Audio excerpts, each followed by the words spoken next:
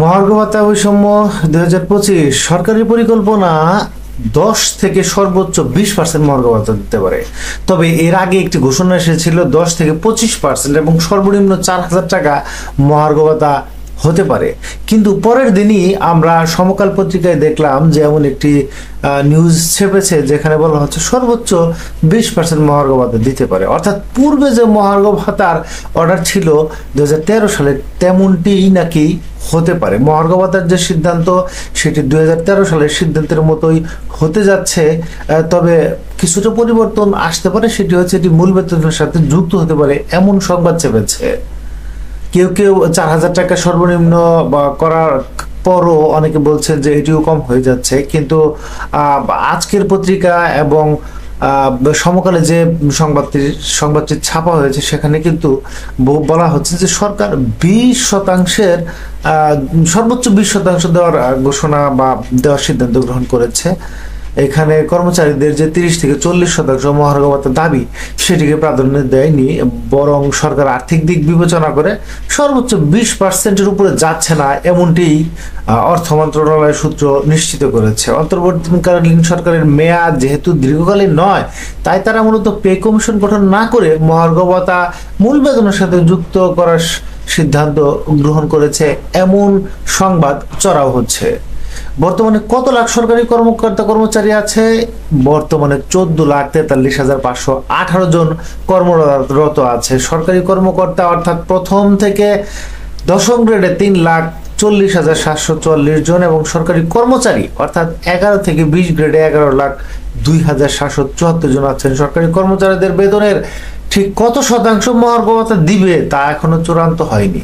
তবে কমিটি সূত্রে এই বিষয়টি নিশ্চিত করা হয়েছে 11তম গ্রেড থেকে 12তম গ্রেডে সর্বোচ্চ 20% মহার্ঘ ভাতা দেওয়ার পরিকল্পনা রয়েছে। আর প্রথম থেকে 10 গ্রেডের কর্মচারীদের 10 বা 15% হারে ভাতা দেওয়ার বিষয়ে আলোচনা চলছে। এখন সরকার কি তাহলে খরচের লাগাম টানতে চাইছে? যে নিউজগুলো আসলে খুব চড়াও হয়েছিল বা ভাইরাল হয়েছিল সেগুলো কি তাহলে বাস্তবায়ন হচ্ছে না? 14.5 লাখ সরকারি কর্মচারীকে 10 থেকে 20% হারে মহার্ঘ ভাতা দিতে চলতি বছরে বাড়তি 5,000 কোটি টাকা লাগবে বলে অর্থ মন্ত্রণালয়ের এই তথ্য জানিয়েছে। সম্প্রতি যে সমকালের নিউজটি প্রকাশিত হয়েছে সেখানে 7,000 কোটি টাকার কথা বলা হয়েছে। চলতি বছরের 1 জানুয়ারি থেকে এই ভাতা কার্যকর ধরা হতে পারে। মহার্ঘ ভাতা পর্যালোচনা কমিটির সদস্য জনপ্রশাসন মন্ত্রণালয়ের জ্যেষ্ঠ সচিব যে গত বৃহস্পতিবারে যে প্রেস বিজ্ঞপ্তি দিয়েছিলেন সেখানে আগামী বাজেটের আগেই মহার্ঘ ভাতা ঘোষণা দিতে পারে সরকার এমনটি ইঙ্গিত দিয়েছিলেন। বার্ষিক ইনক্রিমেন্টের সময় মহার্ঘ ভাতা মূল বেতনের সাথে যুক্ত হবে কিনা এই বিষয়ে তিনি বর্তমান বা কর্মরত কর্মচারীদের ক্ষেত্রে নিশ্চিত না করলেও তিনি পেনশনভোগীদের ক্ষেত্রে কিন্তু নিশ্চিতই করেছেন।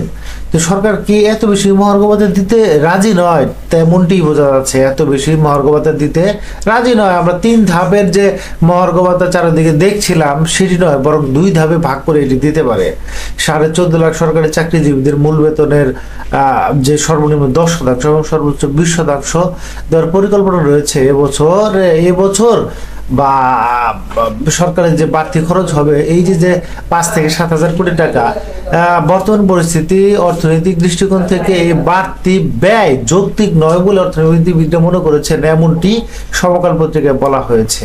তো তার মানে দেখা যাচ্ছে 2017 সালে যে 2013 সালে যে দেওয়া হয়েছিল, আপনারা মহার্ঘ ভাতা যেভাবে দেওয়া হয়েছিল সে আদেশটি দেখলে বুঝবেন সম্ভবত সে আদেশটি সরাসরি কপি করতে যাচ্ছে। সেখানে পরিবর্তনটা আসতে পারে যে শুধুমাত্র মূল বেতনের সাথে যুক্ত হবে। তো 20তম গ্রেডে 1,250 টাকা, সেই হিসেবে 20% মহার্ঘ ভাতা দেওয়া হলে দেখা যাচ্ছে তার 1,650 টাকা আসবে, হয়তো বা 2,000 টাকা দিতে পারে। অন্যদিকে কেউ ধারণা করছেন যে তাহলে বিশেষ সুবিধা যেটি আছে সেটিও হয়তো 1,000 টাকা কার্যকর থাকতে পারে। তো মূল বেতন তাহলে দেখা যাচ্ছে যাচ্ছে যে মূল বেতনের সাথে যুক্ত হয় সেটি তার আবেদন 10,250 টাকা, সে অনুসারে বাড়ি ভাড়াও নির্ধারিত হতে পারে, সে অনুসারে আবার পরবর্তী ইনক্রিমেন্টও আসতে পারে। কর্মচারীদের জন্য 2,000 টাকা খুব বেশি সুফল বয়ে আনবো বলে আসলে আমি মনে করি না। কর্মকর্তাদের জন্য সর্বোচ্চ 8,000 টাকা বেজে দেওয়া হতে পারে। আমরা এর আগেও দেখেছি যা দেওয়া হতো কর্মচারীদের তার 4 গুণ দেওয়া হতো কর্মকর্তাদের, ঠিক এবারও তার ব্যতিক্রম হয়তো বা হবে না। মূল বেতনে যদি পরিবর্তন না হয় তবে কর্মচারীদের যে কোনো সুবিধাই দেওয়া হোক না কেন বৈষম্য শিকার হবে তারা। কর্মচারীদের দাবি শোনার যেন কেউ নেই এমনটি বোঝা যাবে।